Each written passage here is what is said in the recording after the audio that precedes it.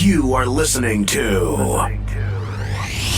the Lanterns Radio Network, where Americans come together to illuminate the truth. Turn it up loud and proud until the knob breaks off. Lanterns, illuminating the truth.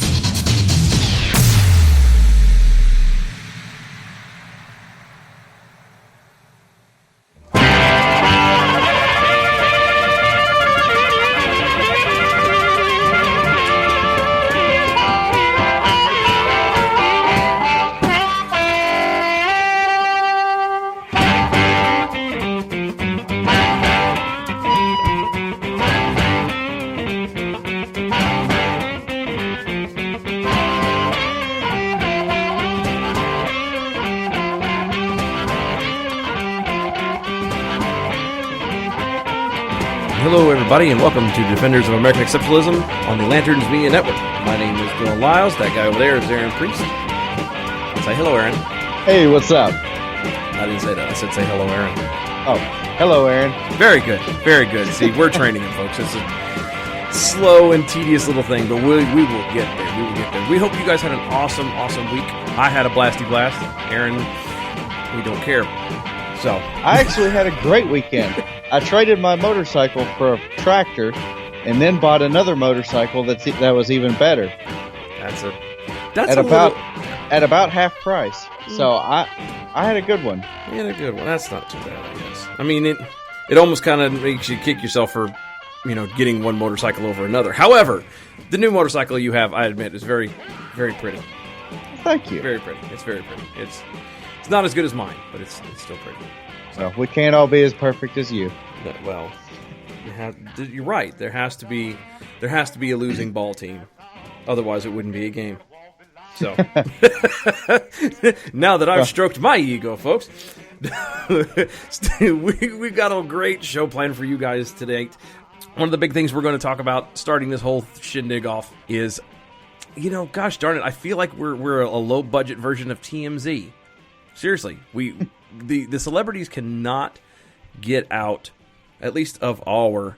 They can't get out of their own way. They can't, apparently, and they can't keep off of our show, by God. And it seems like almost every day there's another story about one of them doing something stupid, and then you have the masses coming out and siding with them because they're the big stars and whatnot. Personally, I'm beginning to think that they're having a competition with each other. Who could be the biggest idiot? You know what? Honestly, it's to the point where I think it's their way of trying to build relevance again.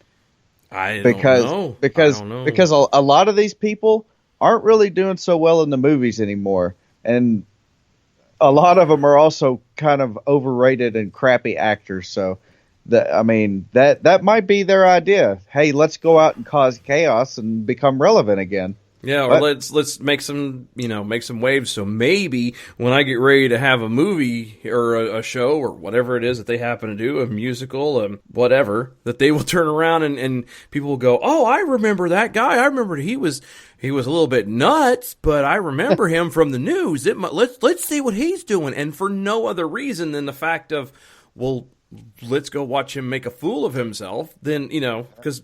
It'll bring back the whole thing of, a win is a win. Whether it's 1 point or 100 points, it's still a win. And maybe that's how they're looking at it. It'd be much easier to have you show up, even if you're going to criticize the movie and laugh at it and blah, blah, blah. You still paid the money to go see it, They still win. Exactly. So, there's no downside. Well, not for them anyways. No. Dear God, no. But the celebrity this week, apparently, who's decided to grace us again is not again. This is the first time he's been on our show. Well, but you know what? I'm going to go ahead and say this is the hashtag Snowflake of the Week. We're going to deem it that already? Like, hey, you know what? I have to.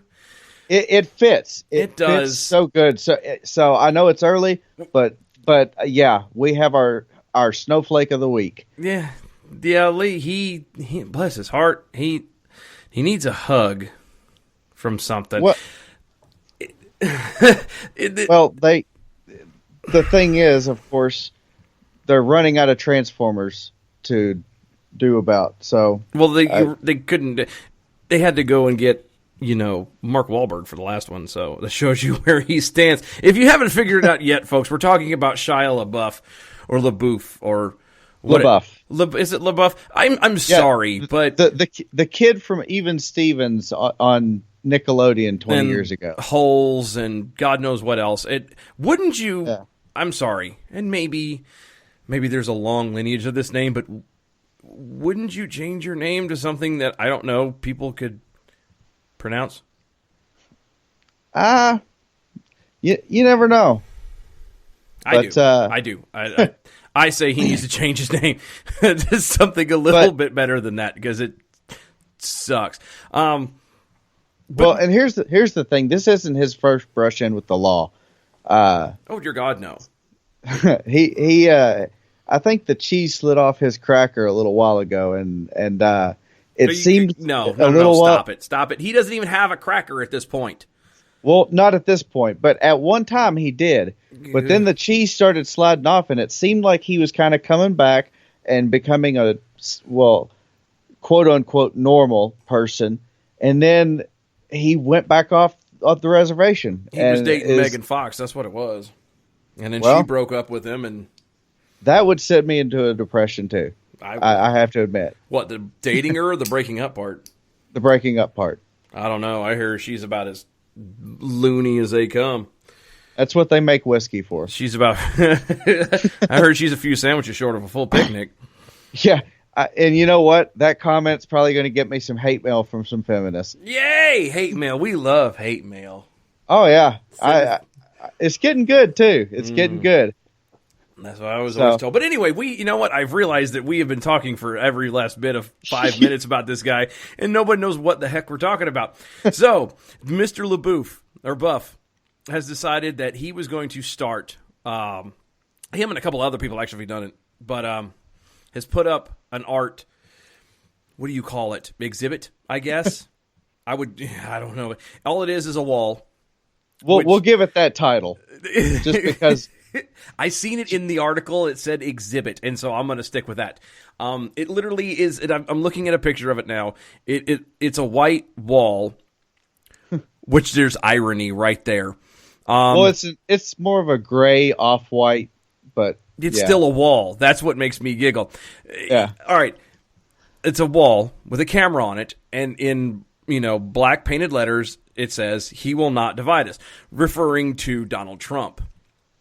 So this whole thing just screams stupidity. Again, he has a wall up, and he hates Donald Trump. Donald Trump will not divide us. He will not divide us. This thing, what Mr. Laboof has decided to do is have this camera sit there in front of his art exhibit, and if you could see me, I'm doing the air quotes.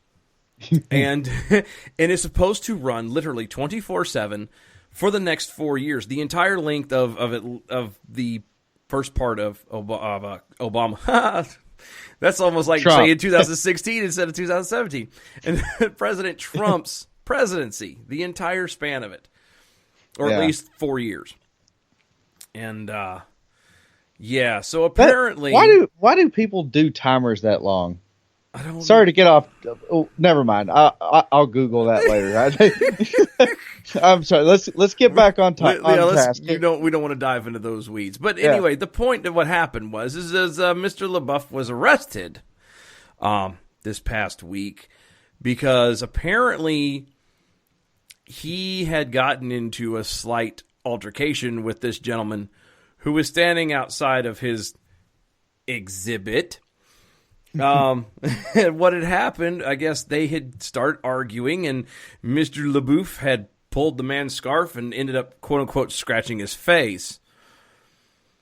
He was, arrested and later released and, has to show up in court and blah, blah, blah. Again, there's so much in here to unwrap. There really is.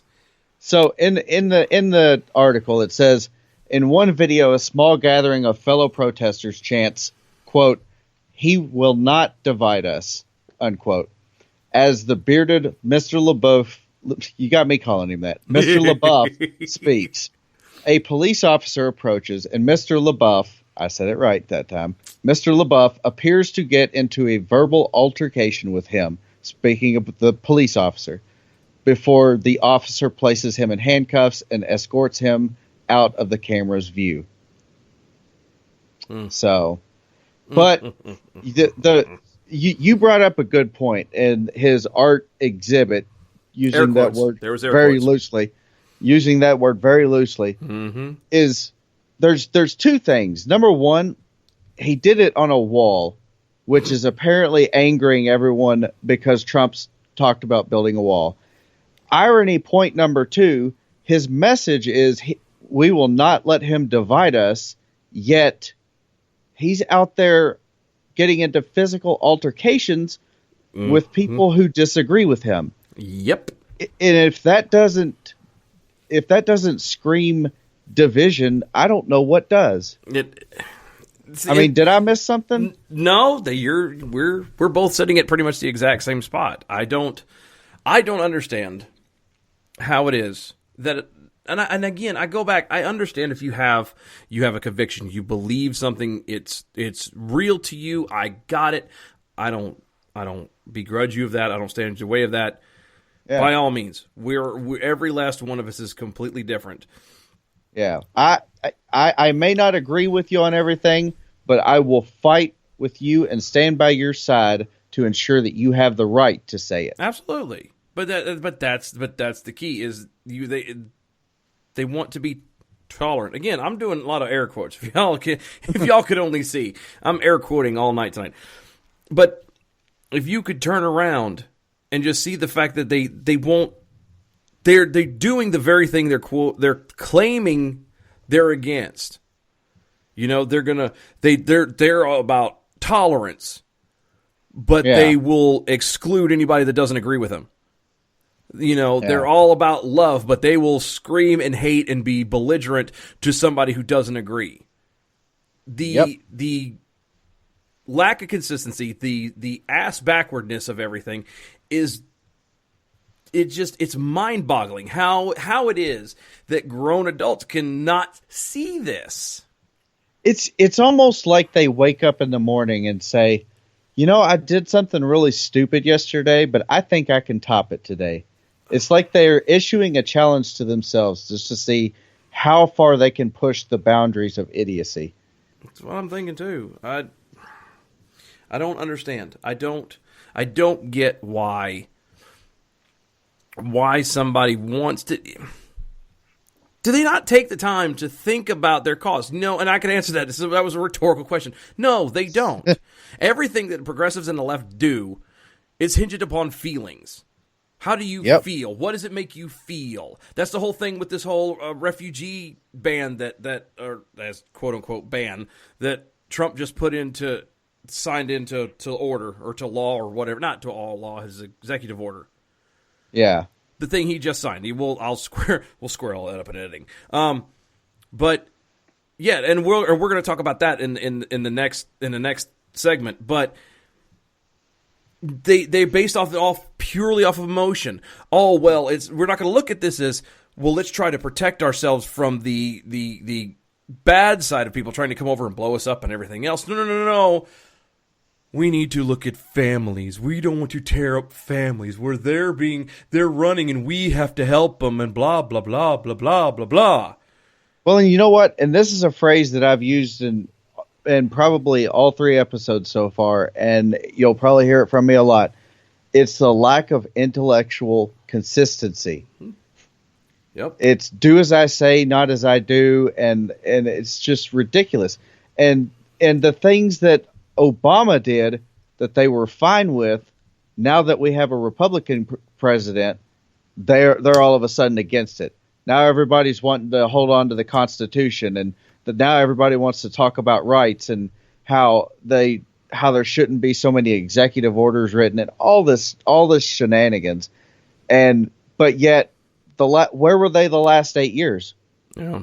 That's what I want to know. Well, and just to take it a step further, you want to maintain that consistency. Look at the stuff that Trump is doing. That I've heard the mantra I've heard all weekend has been, well, yeah, but Obama did it.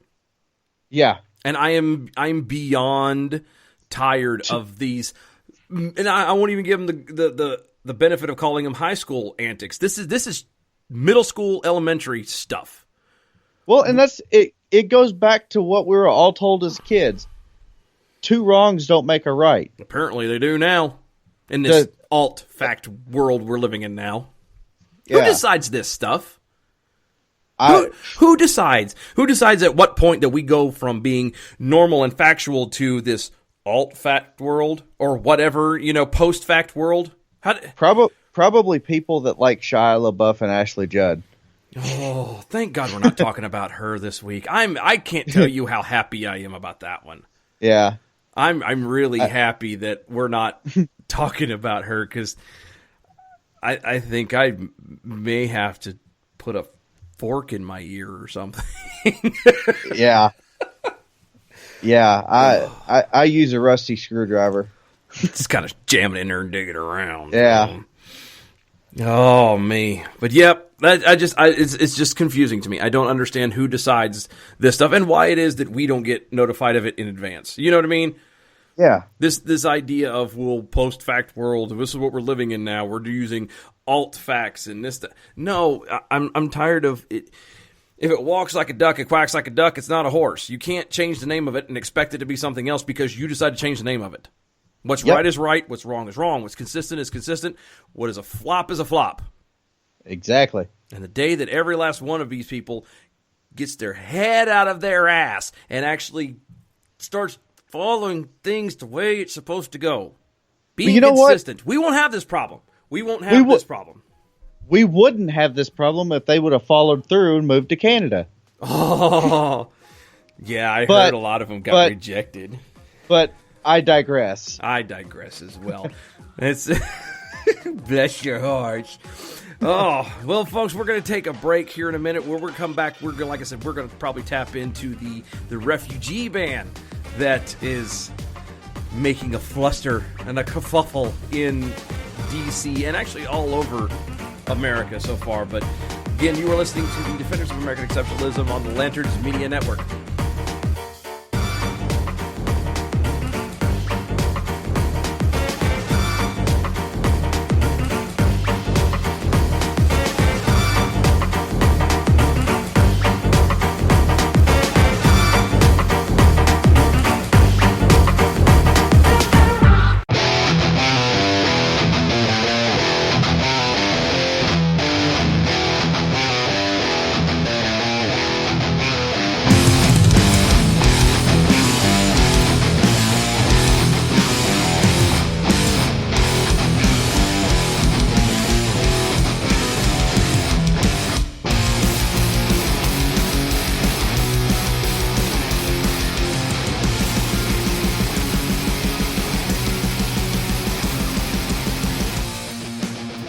All right, everybody, and welcome back. You are listening to Defenders of American Exceptionalism on the Lanterns Media Network.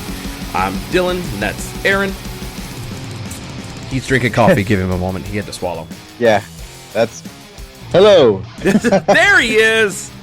Yeah, I didn't want to cut you off anymore because I've done that enough tonight. It's been my excitement has gotten the best of me. So you have to forget. It has been a insane week for both of us, and so if we seem a little off kilter and a little out of sync, I apologize. Insane is the most understatement. Yeah. No, that part's true. Yeah, I was just my sentence didn't even make sense. No, so. See, that's where we're at, folks. Yeah. There's no playing around. We're here, and you just we've accepted that we are the kid that that you see at the park or comes and sit next to you at lunch in school, and you just kind of pat him on the head and go, "Aw," and you make sure that the helmet straps on tight and he doesn't run out of in front of traffic. That's who we are, and Aaron and I are okay with that. Well, I get asked a lot how much my mom drank when she was pregnant with me, but oh well, at least your parents are being blamed. At least people are blaming drugs and alcohol on you. Mine is people are fully aware that I've just been beaten repeatedly. It's been fun times, but I've taken a few hits to the head too. But We need to get off our tangents. Get on topic. No, this is After Hours. We've decided to turn this into a Dr. Phil show, folks. We're going to find out how you feel. How you... I haven't seen that movie in forever. I know, right? Oh, Scuba Steve. All right, now I'm saying it. It's been 5 minutes or 3 minutes, and we have still not gotten anywhere. Holy crap, people! Yep. Hip hop anonymous. Okay, I'll shut. So, as everyone has likely really heard, hold on. You're going to try and be serious now? You can't be. You can't be serious after that. Okay. I can flip that switch. No, I hate you. I hate you so bad right now. I get that a lot. So Trump has come out and said that he is going to do basically a 6-month freeze on immigration from 7 different countries. Oh, that jerk! I know, right? That hater, bigot. So here Nazi. are the 7. Here are the 7 countries: Iran, Iraq, Syria, Sudan, Libya, Yemen, and Somalia. Now, you don't have to be a rocket surgeon to find that. Yeah, that's a new job. Carry on. You don't have to be a rocket surgeon to know what the similarities are between these. Each one of these are countries where people are slaughtered. Us, right? No, they love us, right? That's what it is. They all love us. No, they love our money. That's the same thing, right? That we give to them as they chant "Death to America." Resembles my ex-wives, actually. If you get technical, love my money and scream "Death to Dylan." These are the countries where if you look at somebody wrong, you get shot. If you're a woman that you don't wear your hijab, then you get stoned to death or beaten to death or genital mutilation. Not allowed to drive without a man. Not allowed to. If heaven forbid, if you're a homosexual, because you're going to get thrown off a roof, or they've been thrown out of helicopters, or set on fire, or drowned, or shot, or stoned, or. Yep. I have heard. I believe they at least get to pick now. I think. So that's good. There's progress. So it's not a ban on it. Everybody calling it a Muslim ban. They're just using it as a catchphrase to push an agenda because it's crap. That's just crap. It goes back. It goes back to what I was saying earlier. It's an emotional thing. Exactly. Let's touch feelings, because I can turn around and say, well, you don't want to hurt families. You don't want to separate families, because you don't. You think of yourself and you go, well, no, if I was in that situation, I wouldn't want to be split up from my family. That must suck. Oh, they're running from a war-torn section of the globe. Oh, I can kind of empathize and think about that. Oh, yeah. I don't want to do that either. I can definitely empathize. That's easy. But when you turn around and go, well, these guys are also ages of, 20 to 35, and most of them are male, and you're telling me that these guys don't have the testicular fortitude to stay in their country and fight? Well, and here's the kicker, is that Obama did this exact same thing. He did a freeze on immigration before. Yep. But what was it, 2011, I believe. I think so. But as of right now, the plan with President Trump is it's not a Muslim ban. What he wants to do is take 6 months and freeze immigration so that we can better our vetting process to make sure that we're not bringing in people that are going to try to blow up marathons or fly planes into buildings or shoot random people in schools or anywhere else. And I mean, honestly, yeah, it does suck for the people over there that have to live in those conditions, but we have to look out for us and our security first as a nation, and that's what he's doing. But since Obama's been in office, they've been coming over here all this time. We haven't had any issues at all. Yeah, except of course for not. San Bernardino and Orlando and Boston. And yeah, I'm missing some, but we all know that this. But that's the stuff that people will say. But no, those are lone wolves. Those don't count. Knoxville, Tennessee, at the Marine Recruiting Center. No, I mean, the list could go on and on. Yeah, you could do your own research. You could find this stuff. It's not hidden, but that again, they will play on the emotion of, oh, you're tearing a family apart. You don't. Want to. I can see Susan Sarandon sitting here holding one of these children, going, "You know, you love this child. You can't let him be separated from his family." Shut up. The arms of the angels.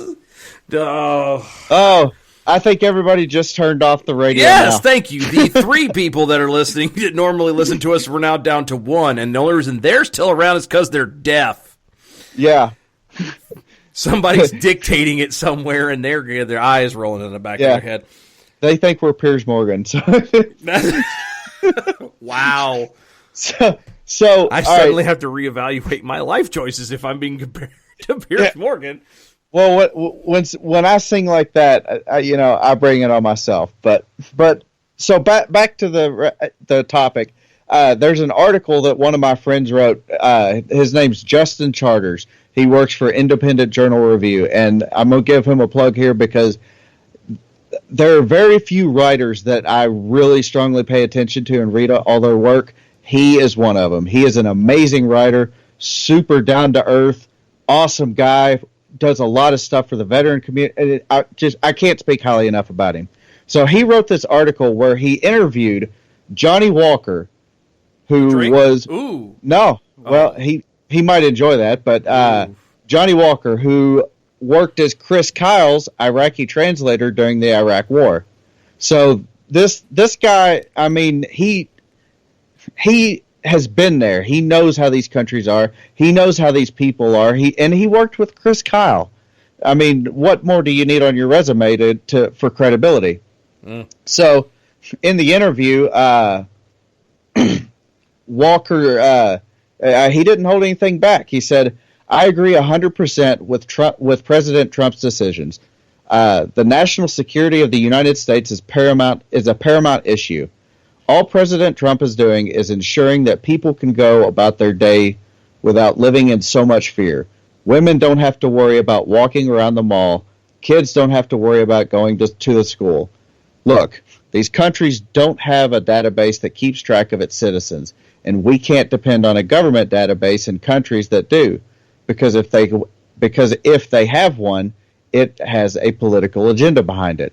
It wouldn't be hard for someone to get into the U.S. whose loyalty lies with ISIS or a militia aligned with Iran.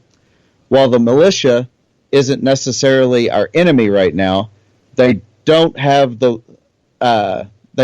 loyalty to the U.S. They are loyal to the interests of the government that funds them, and that government says death to America. ISIS's stronghold are in Iraq and Syria. We all know what they want to do." So, sorry, that was a bit lengthy, but I felt the need to get all of that out because he makes so many great and valid points, and from someone who has been there and knows, I would consider him probably a subject matter expert or at least close to it. So, I mean, he makes a lot of valid points. Oh yeah. It's just insane to me that people are okay with the idea. Look, in a post or in a pre 9/11 world, yeah, we took people in virtually without any. I mean, we did vet. Don't get me wrong, but we didn't put the effort into it because we didn't have to worry about anything. Yeah. We didn't have a problem with it, and. Well, it's because we were complacent. Well, we just got so used to. Yeah, we built up this level of complacency, and we think that we're safe, so we stop paying attention. And that's one thing that they teach you very strongly in the military is to keep your head on the swivel, because the second that you get complacent, that's when something bad's going to happen. Yep, and that's all we've been and now everything is suddenly changed. Everything you've known to be, solid is now liquid, and vice versa, sod and da da da da. And it's not about not caring. We care about people. There are plenty of those refugees trying to come over here that, honest to God, need to get away. Yeah. For they were in horrible situations, and I don't care what their religion is. I don't care what they come from. Well, I can see where they need to come from and why they need to be here. However, with what has gone on in the past, what we have had to deal with lately, we cannot just frivolously, let people through the door. I mean, I'm sorry, but you're not going to let me, and this is to everybody listening, you may think you know me, but if I showed up at your door right now, you wouldn't just let me walk in and do what I wanted. Yeah. I know you, and I wouldn't let you. Yeah, well, there's... Yeah, but that's a whole nother story. We don't have time to go into that right now. But yeah, exactly. There is a good side to the whole refugee story. Glenn Beck has a charity company called Mercury One. They raised several $1 million to be able to go over, properly vet the refugees and the Christian refugees who had been ignored by the government, because most of the refugees they were trying to bring in were Islamic.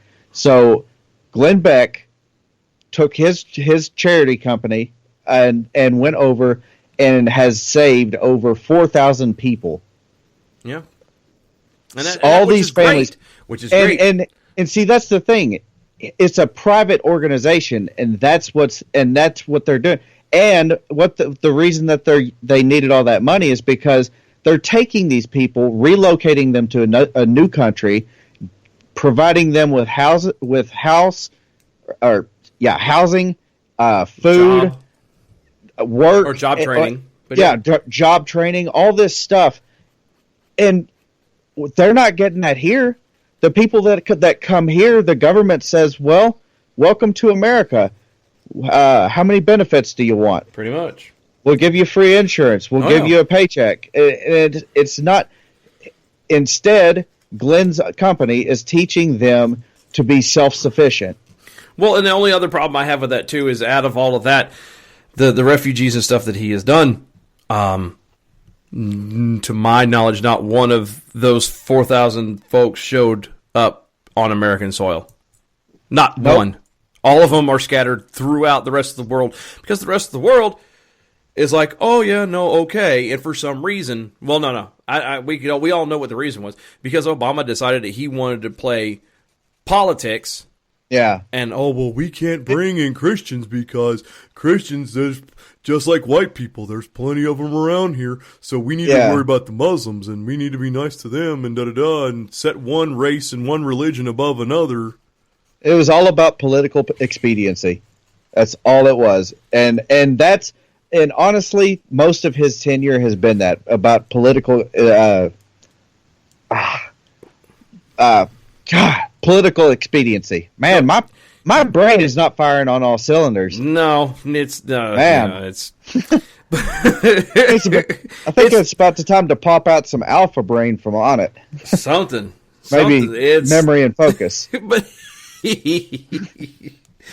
no, you're right. I mean, he's been I'm glad that the whole Obama thing is over, because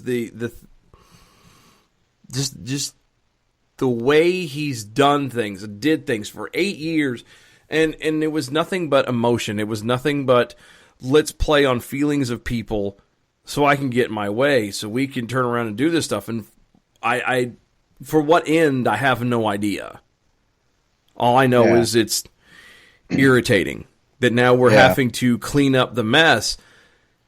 And regardless of where anybody stands with Trump, like him, hate him, whatever, he's trying to at least, and this is weird coming from me, but he's at least trying to, on the surface, put everything back the way it was supposed to be. Put it back to where it used to be. And now he's the sad part is Obama added almost $10 trillion to our debt, and now all of a sudden, first a couple weeks ago the economy was perfect, but now they're talking about us going into another recession or depression, and they're going to do it and blame it on the Republican Party. So yeah, oh well, that's, we kind of knew that was coming, but bless their hearts. Well, Now that we're completely and totally depressed now, I think we're going to go refill our coffees and try and get a pick-me-up. Don't go anywhere. We're going to be right back here just a little bit. You're listening to Defenders of American Exceptionalism on the Lanterns Media Network.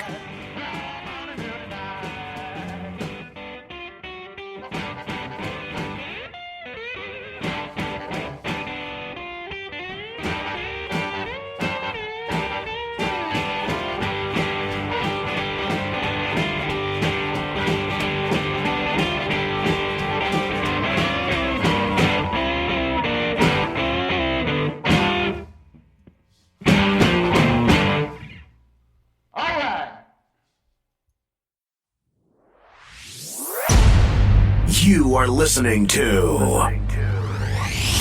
the Lanterns Radio Network, where Americans come together to illuminate the truth. Turn it up loud and proud until the knob breaks off. Lanterns, illuminating the truth.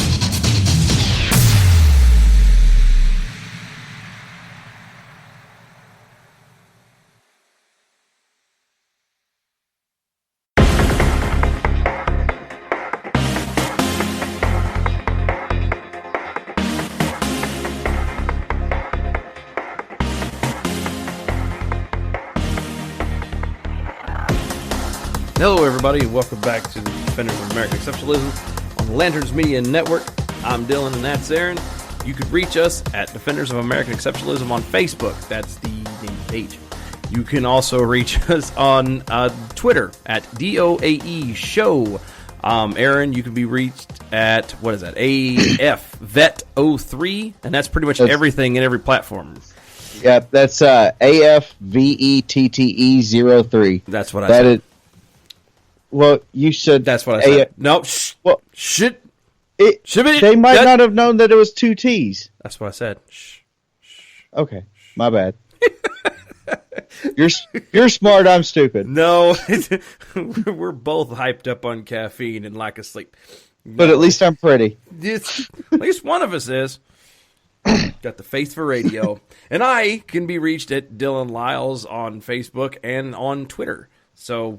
We like hate mail. We like it when you interact and speak with us and talk with us. We talk. If you hadn't figured that out, y'all, we talk a lot.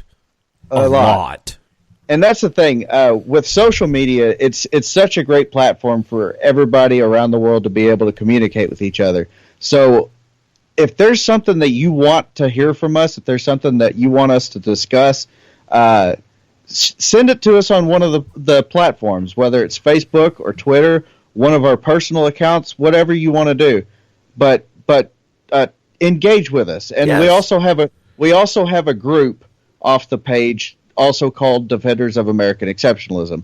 It's a group that you can join. Everyone can interact with each other instead of just going off the posts that we put up. So please use these platforms and reach out to us and let us know what you want to hear. What do you want from us? What do you expect? And if you like it, if you like the show, then great. And if not, tell us what you don't like. That way we can work on fixing it. Because we do this show for you.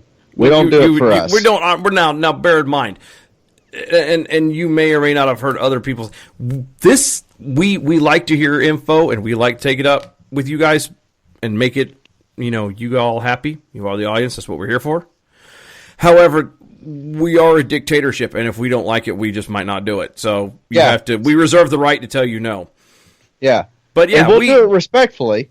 Yes, but we'll do it respectfully. Still tell you to go pound sand. But no, we do. We like interacting with you guys. We like to get responses, even hate mail. I think my favorite one that we got on Twitter was we were told to go fornicate with ourselves, which has been. And I don't know if Aaron, you remember that one or not, but oh, I do. Yes, I do because I bless your heart. I don't know who you are, but thank you. That has made my day. Yeah, I actually responded to him. Yes, he did. He did. He was good at that one. It was fun. Yeah, but we were told to go and lay with ourselves in the biblical sense, and I don't know why, but that's my favorite one of of all time so far, because it brought a smile to my face.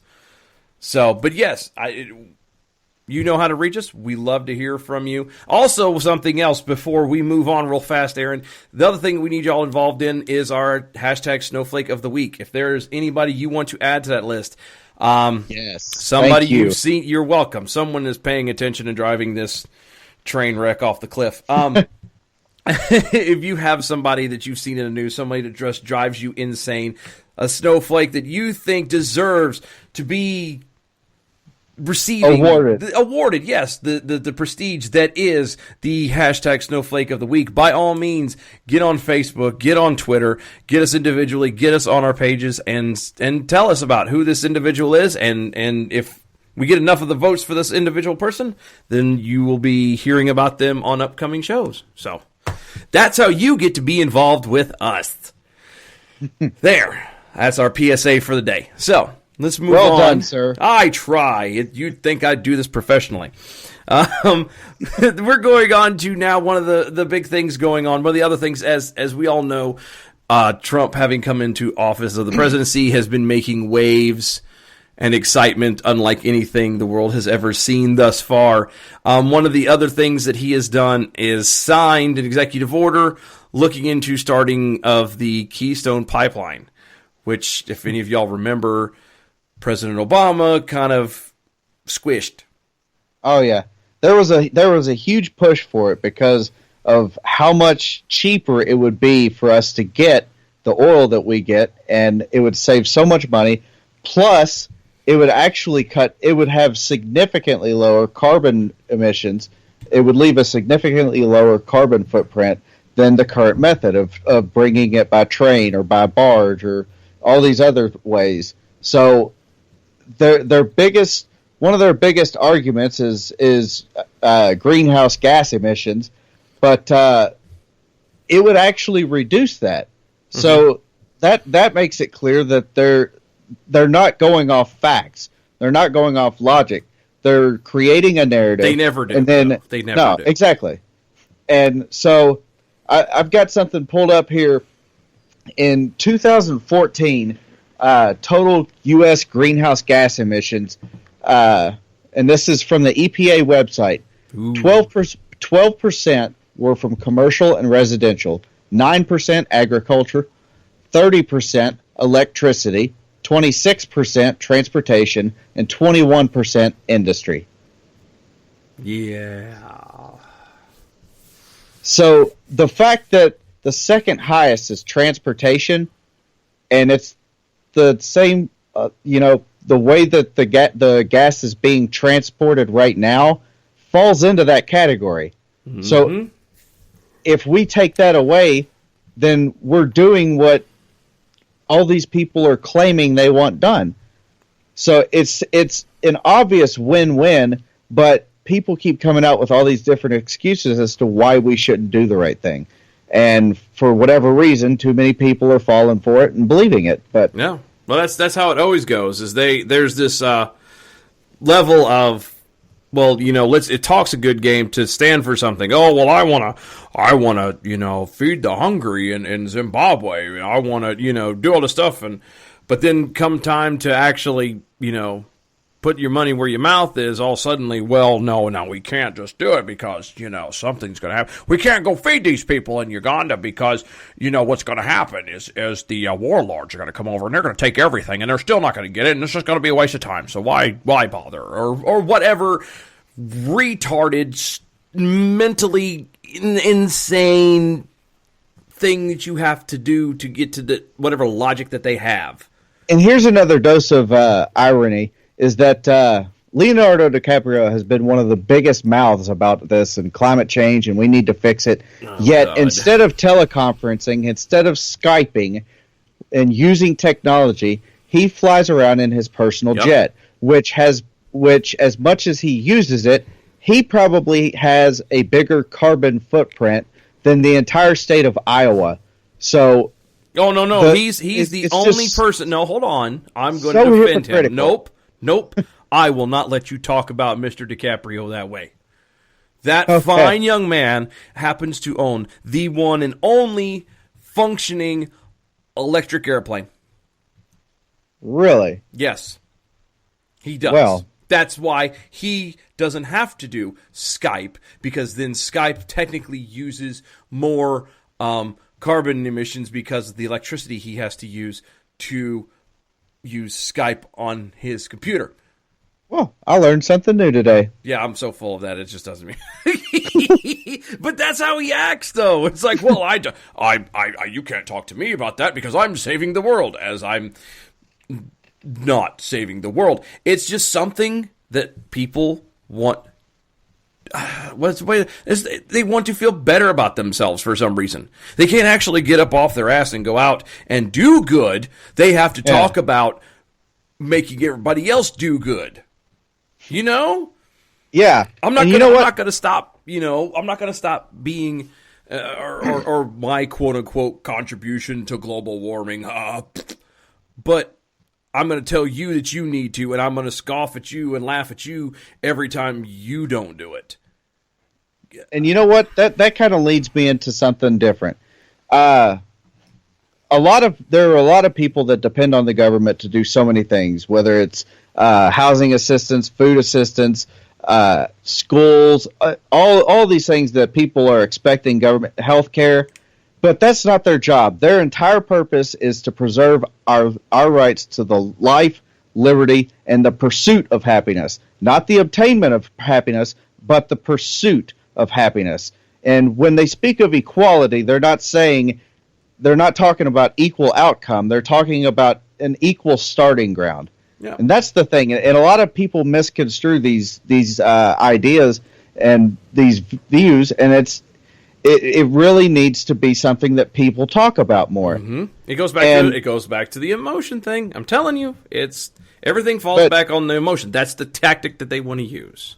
But you were talking about people getting up and doing something, mm-hmm. and that is a major thing right now. We need to stop depending on the government to do everything, and we need to start getting up and doing what we need to do.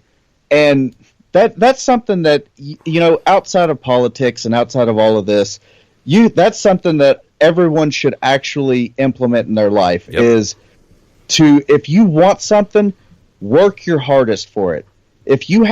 Sometimes you have to take a crap job. Mm-hmm. It's not fun. Literally, my job, I catch crap for a living, and you know what? It pays my bills. Are there bad days? Yes. Is it fun when I have to pull a pump and crap water sprays all over me? No, it's not fun. But when I get that paycheck in my account and I'm able to keep the electricity on and keep a roof over my head and food on the table, it's worth it. So instead of sitting back and waiting and hoping that the government's going to come save you, you have to get up and take the initiative and do things yourself. And that's what we should all be doing. Oh yeah, because look at it like this. It's not everybody thinks that the government is there to, like you said, to cater you from cradle to coffin, and that's not the case. It's one of those things you have to be able to depend on yourself. You have to have that initiative, because one of the biggest things that they keep talking about possibly happening, and Russia's doing this constantly, is they keep testing us cybernetically. They keep trying to hack us. They keep trying to do everything, blah, blah, blah, blah, blah. Wars are fought that way now. Okay, granted, we do get out there and actually shoot and kill each other in like traditional wars, but a lot of it now is done through the computer, through keystrokes and everything else. And all it takes is for somebody, it doesn't even have to be Russia. It could be Iran. It could be anybody. Hit that button just right and wipe out the entire eastern seaboard, the power grid for the entire eastern seaboard. Yeah. And people will be dead in weeks. Actually, Iran has I think it's them that has the technology to create an EMP. That is another one. What, God forbid if an EMP goes off. Look, our entire lives are built on technology. Aaron and myself, are using some of the finest technology that we could afford at this moment. Yeah. That is offered to anybody. But if something happens, EMP or hacked, we lose power, we're done. This stuff is nothing more than giant paperweights. And how many people in America today could actually live off the land? Nobody. Well, let's not even do live off the land. Let's say how many people are prepared to survive for an extended period of time. Forget even the horrible side of stuff. Let's say there's a natural disaster. Let's say a tornado rips through your neighborhood, or as happens out here in North Carolina a lot in the wintertime, we get a lot of ice. Yeah. We don't get snow, we get ice. And ice is very heavy. Ice pulls lines down and also makes it virtually impossible to drive on. Oh, yeah. It makes my job miserable because of all the issues that it causes us. Oh, yeah. So. Because we get picked on. All the people from New York come down here. Oh, well, we're used to driving in this. No, you're not. You're used to driving in snow. You're not used to driving on ice. No one can. I don't care if you have a four-wheel drive. It doesn't matter.